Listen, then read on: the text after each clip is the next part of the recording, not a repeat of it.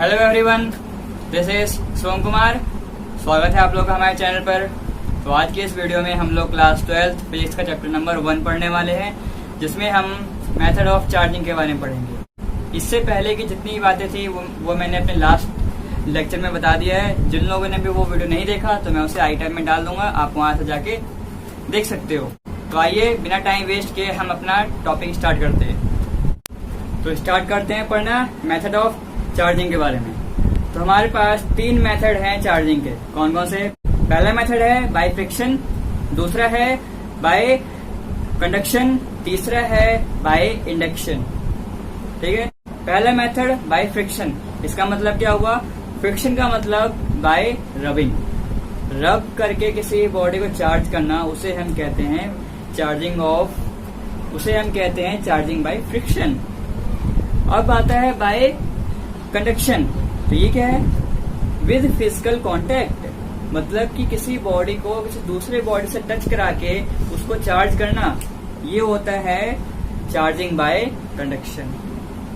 ये होता है चार्जिंग बाय कंडक्शन। अब आता है लास्ट वन कि चार्जिंग बाय इंडक्शन। वो क्या होता है?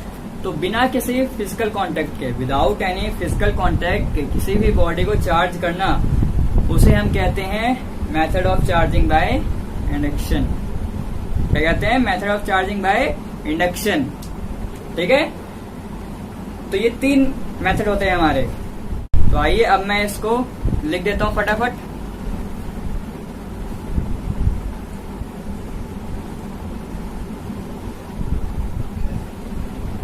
बाय फ्रिक्शन, इसका मतलब क्या हुआ? Rubbing.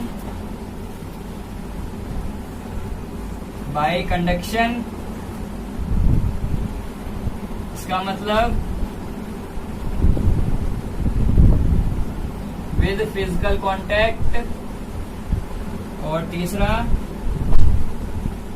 By induction.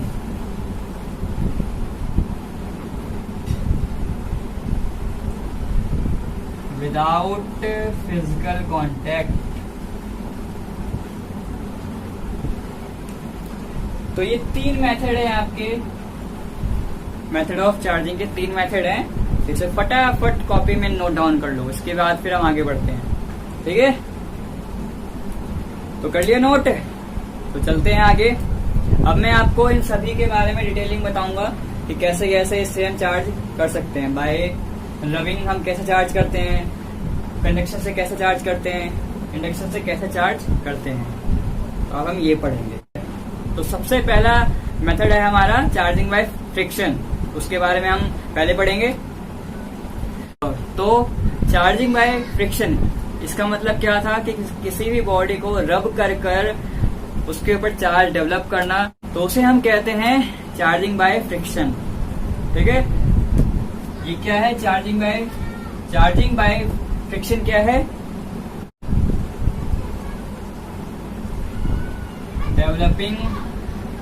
developing charge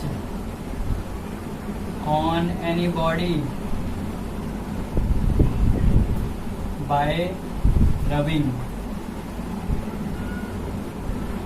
is called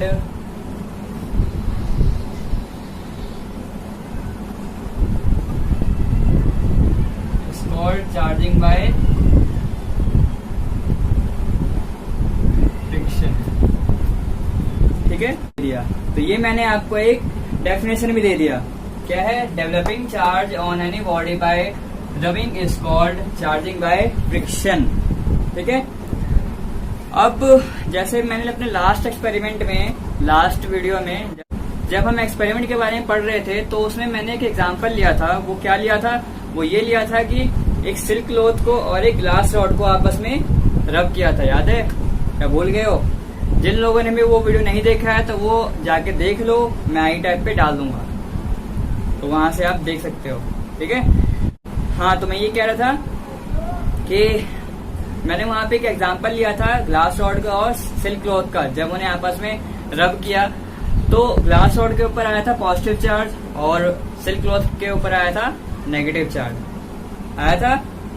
और जब हमने प्लास्टिक के रॉड को और वूल के क्लॉथ को रब किया था तो प्लास्टिक की रॉड पे आया था नेगेटिव चार्ज और वूल की क्लॉथ पे आया था पॉजिटिव चार्ज। ये कैसे हुआ था? उनको रब कर आपस में। तो मेरा सवाल यहाँ पर यह आता है कि सिल्क के क्लॉथ को ग्लास रॉड से रब किया था तो ग्लास रॉड के ऊपर आया था पॉजिटिव चार्ज। तो ग्लास रॉड के ऊपर पॉजिटिव चार्ज ही क्यों आया? सिल्क क्लॉथ के ऊपर नेगेटिव चार्ज ही क्यों आया? ऐसा क्यों नहीं हुआ कि सिल्क क्लॉथ के ऊपर पॉजिटिव चार्ज आ गया हो और ग्लास रॉड पे नेगेटिव चार्ज आ गया हो? क्यों नहीं हुआ ऐसा? Why does it not possible? Why does glass rod acquire a positive charge and why does not it acquire a negative charge? Why? और तो ये ऐसा इसलिए हुआ था, इसमें एक टर्म आता है वर्क फंक्शन। क्या आता है? वर्क फंक्शन एक टर्म आता है। सबसे पहले तो मैं तुम्हें ये बता दूं कि वर्क फंक्शन क्या होता है। तो इस वर्ड वर्क फंक्शन का मतलब जानो क्या है। ये वर्क फंक्शन, वर्क फंक्शन तो ये क्या है? तो किसी भी मटेरियल के सरफेस से मिनिमम अमाउंट ऑफ एनर्जी जितनी चाहिए उसके सरफेस से इलेक्ट्रॉन्स को रिमूव करने के लिए उस एनर्जी को हम कहते हैं वर्क फंक्शन। समझ में आई बात? भेजे में घुसी? मैं ये कह रहा हूं कि किसी भी सरफेस से इलेक्ट्रॉन्स को रिमूव करने के लिए मिनिमम अमाउंट ऑफ एनर्जी जितनी चाहिए उस एनर्जी को हम कहते हैं वर्क फंक्शन। क्लियर है? वो मिनिमम अमाउंट ऑफ एनर्जी हम कितनी दे किसी भी मटेरियल को कि उसके सरफेस से इलेक्ट्रॉन्स रिमूव हो जाएं, एमिट हो जाएं, उसको हम कहते हैं वर्क फंक्शन। क्लियर हुआ? तो ग्लास रॉड का वर्क फंक्शन जो है वो कम है देन सिल्क क्लॉथ के। तो जिसका वर्क फंक्शन कम होगा उसके सरफेस से इलेक्ट्रॉन इजिली मूव कर जाएंगे और वहां से इलेक्ट्रॉन रिमूव होगा तो उसके ऊपर क्या आएगा? बताया था अगर किसी सरफेस से जब इलेक्ट्रॉन रिमूव करता है तो वहां पे एक वैकेंट प्लेस क्रिएट होता है और उसी की वजह से वहां पे एक पॉजिटिव चार्ज क्रिएट होता है ना? बताया था। तो जब ग्लास रॉड का वर्क फंक्शन कम है देन सिल्क क्लॉथ के तो ग्लास रॉड के ऊपर पॉजिटिव चार्ज आता है और सिल्क क्लॉथ के ऊपर नेगेटिव चार्ज आता है। क्लियर है? तो यही रीजन है कि glass rod acquire a positive charge. Okay, it's clear or not? If you have any doubt then comment, then I will clear it again. Okay, और यही रीजन है कि प्लास्टिक रॉड और वूल के क्लॉथ में क्या हुआ था? प्लास्टिक रॉड पे नेगेटिव चार्ज आया था और वूल के ऊपर पॉजिटिव चार्ज आया था। जैसे कि इसे और डिटेल में देख लो। वर्क फंक्शन क्लियर हुआ? डेफिनेशन चाहिए इसका?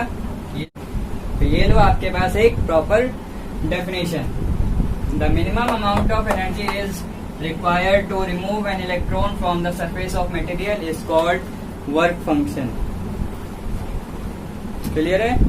अब जो मैंने बातें कही थी प्लास्टिक रॉड वाली और ग्लास रॉड वाली और सिल्क क्लॉथ वाली, तो उसको मैं थोड़ा सा और डिटेल में बताया। तो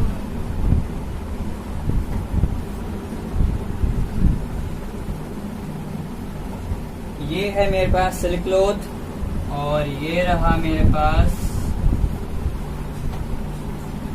ग्लास रॉड। इन दोनों को जब आपस में हमने रब किया था तो इनके ऊपर क्या हुआ था? आफ्टर रबिंग इसके ऊपर आ गया था नेगेटिव चार्ज